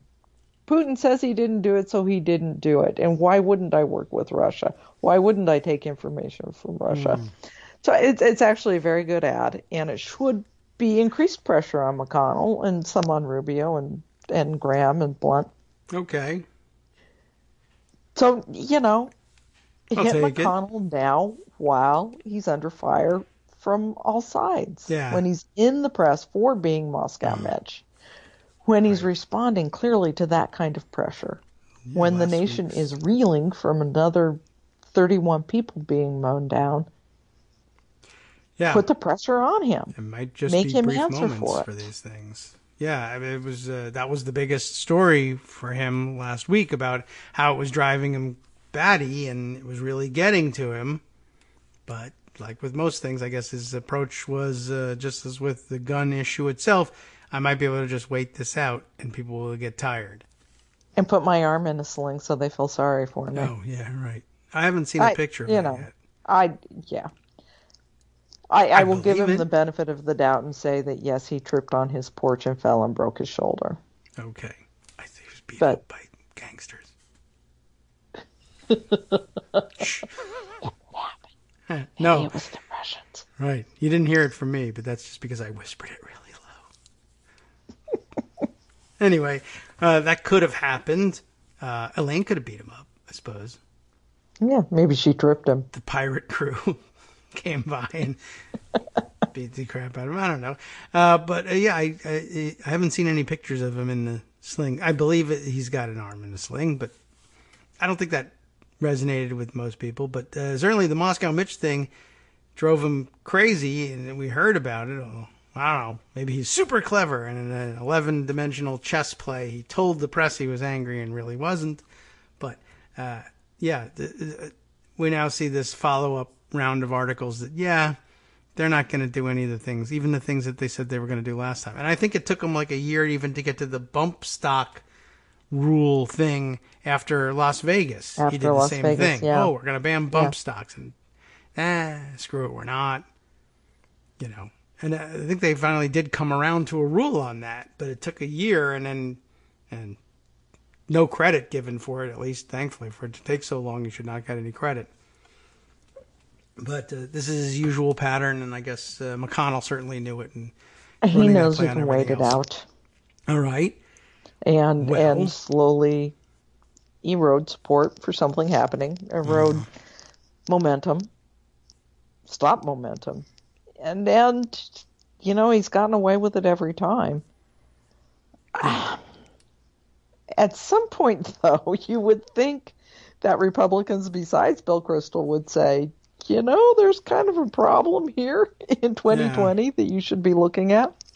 I mean, supposedly Mulvaney had lunch with 50 big GOP donors this week and told them, we'll have a recession, but it'll be moderate and short. Oh, so they're owning up to that, too, if they're spending all the time denying it. No surprise there, of course. I mean, I would deny it, too. At what point do those big money Republican donors say, hey, maybe a recession is not going to be so good for our prospects next year, and maybe something should happen differently? I don't know. I'm not certain what they mean. Or are they just so happily stealing everything while they absolutely can that, okay. They could react. We're shielded from a recession. We'll spend the next year stealing what's left. Mm-hmm. And then whatever happens in the elections, the Democrats are going to be so crippled by the destruction that we've wrought. Yeah. They'll only be in power for 2 years. Right. That's what they think. Could be. We can, usually, I guess their reaction to a warning about a recession would be, I'll move my assets overseas. Right. And that'll be that. And besides which, maybe we do nothing about it. The elections sweep Democrats into office, let them impose, austerity measures, from which we'll benefit, of course, because, so those austerity measures will be like privatize everything. Okay, so buy into the stocks of things that we're going to privatize, and I'll profit off of the austerity as it comes. And then everyone will react to the austerity and throw Democrats out of office again. Maybe that. I don't know. That could be what they're thinking. Sure. I mean, I'm sure they feel shielded any number of things. Yeah, okay. And, meanwhile, they're getting good things like the decision by the FDIC and Office of the Currency Controller yesterday to say, okay, we don't really need the Volcker rule anymore. And it's fine for banks to play casino and speculate with taxpayer insured monies. I don't recall it ever causing a problem. No. What's the worst that could happen? I just did hear Kellyanne Conway say that the fundamentals of the economy was sound. That doesn't remind me of anything either. Oh, Lord. So right in the middle of all of this, that is happening. Mm-hmm. It's kind of scary. That is. That's a little bizarre. I saw I had to grab this tweet that I saw yesterday, and I am not up to speed on this story. I'm wondering if you might be. Who is this tweeter here? Kelly Medrich, appropriations and budget reporter for CQ at Roll Call, who tweeted said she's going to tweet about rescissions because they're so hot right now. Do you know what's happening on rescissions? Ooh, no. I had not either. She says she went ahead and explained a big conflict right now and why the NGO and government contractor groups are freaking out over what? Over proposals to cut state and USAID funding. The reason is that a transmittal from the White House that proposes cuts to certain departments basically freezes the funds for 45 days.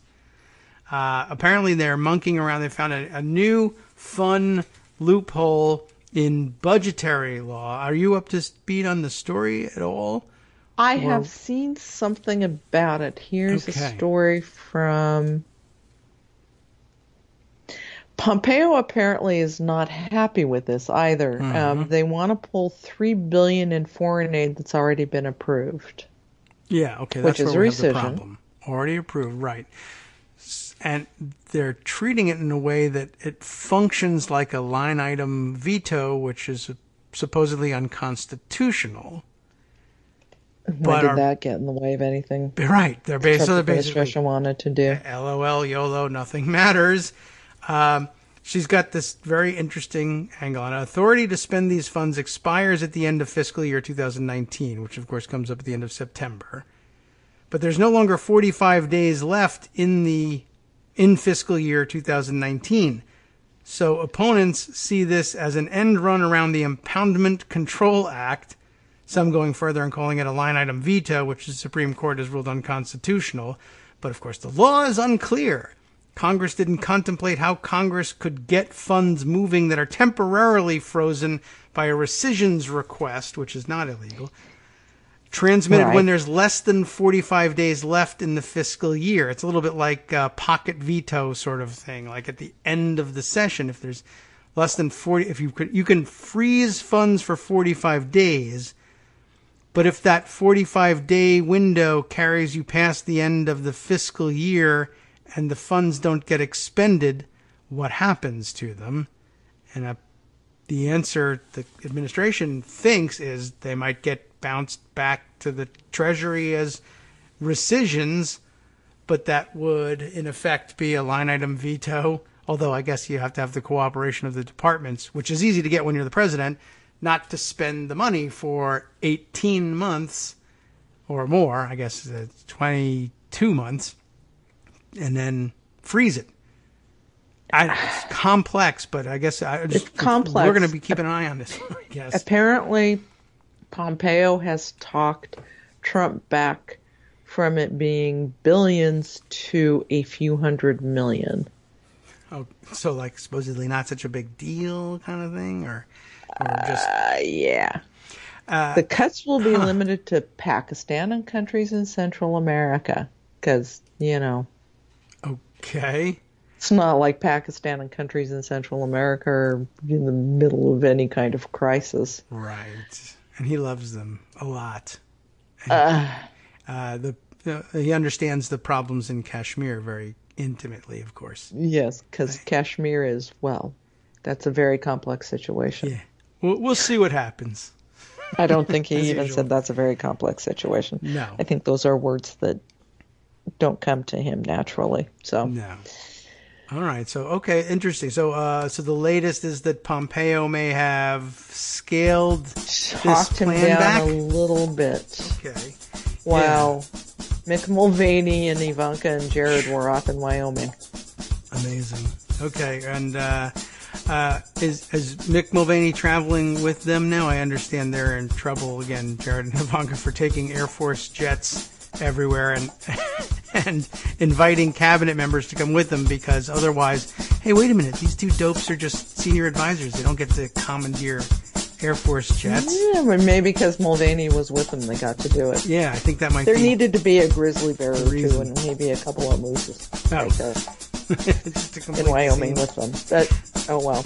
All right. Well, as long as they give guns to schools there, everyone should be safe. So that's good news. All right. We're out of time as usual here, but thank you for coming by, Joan. I'm sorry it was such a cranky, grumpy appearance. Hey, not at all. And it's difficult for everybody. But now we know we can keep our eye on, and maybe we can straighten out this rescission thing with an explainer, or maybe it just comes to nothing. We'll see. But thanks for keeping an eye on this annoying if it's bull. going to be anything, Congress has to do it. So yeah, well, maybe, unless LOL, YOLO, nothing matters. Well, by next week, maybe we'll have a clearer picture of it. Thank you for coming on during these trying times. We appreciate it. All right, bye-bye. Take care. From Daily Kos Radio on netrootsradio.com. You have been listening to the Kagro in the Morning Show with David Waldman. Do stay tuned now for Justice Putnam and the West Coast Cookbook and Speakeasy. He's been keeping you going and keeping you sane with live shows all through our absence. Can you believe this one? A story on Chris Christie launching an organization for civility in politics. Pretty amazing. He'll have that and much more right now after this.